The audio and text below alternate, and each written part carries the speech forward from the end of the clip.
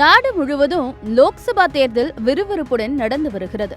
April 19ஆம் தேதி தொடங்கிய தேர்தல் மே 1ஆம் தேதி வரை நடைபெறும். தற்போது வரை 2 கட்ட வாக்குப்பதிவு நடந்து முடிந்துள்ளது.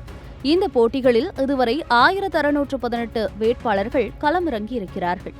இந்த எண்ணிக்கையில் 8% மட்டுமே பெண்கள். முதற்கட்ட தேர்தலை பொறுத்தவரை 135 பெண் வேட்பாளர்கள் போட்டியிட்டனர்.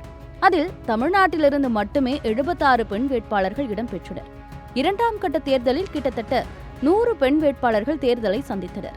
அதில் அதிகபட்சமாக கேரளாவில் இருந்து 24 பெண் வேட்பாளர்கள் நடப்பு மக்களவைத் தேர்தலில் போட்டியிட்டுள்ளனர். பாஜக 69 பெண் வேட்பாளர்களுக்கும் காங்கிரஸ் 44 பெண் வேட்பாளர்களுக்கும் வாய்ப்பளித்துள்ளது. தமிழ்நாட்டை பொறுத்தவரை திமுகவில் 3, காங்கிரஸில் 2, அதிமுகவில் 1, பாமகவில் 2 மற்றும் பாஜகவில் 3 பேர் என்ற அடிப்படையில் பெண் வேட்பாளர்கள் போட்டியிட்டனர்.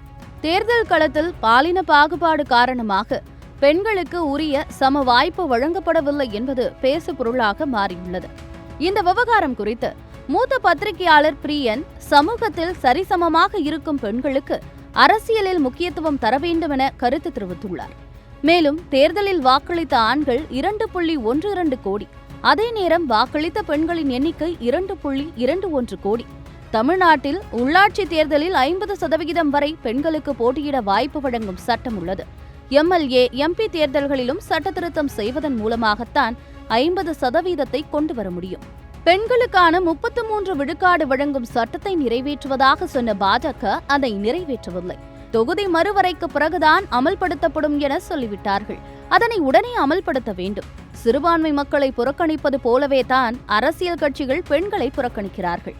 பெண்கள் முன்னேற்றத்துக்காக பாடுபடுவதாக கூறும் கட்சிகள் சீட் கொடுக்கும் நேரத்தில் பெண்களை கைவிட்டு விடுவார்கள். திமுகவில் கூட 3 பெண்களுக்கு தான் சீட் கொடுத்து இருக்கிறார்கள். புதுச்சேரியுடன் சேர்த்து தமிழ்நாட்டில் 40 தொகுதிகள் இருக்கும் பட்சத்தில் 50% என்றால் 20 பேருக்காவது சீட் கொடுத்திருக்க வேண்டும். அதே நேரம் சீமான் 20 பெண்களுக்கு வாய்ப்பு கொடுத்துள்ளது பாராட்டுக்குரியது என பிரியன் கருத்து தெரிவித்துள்ளார்.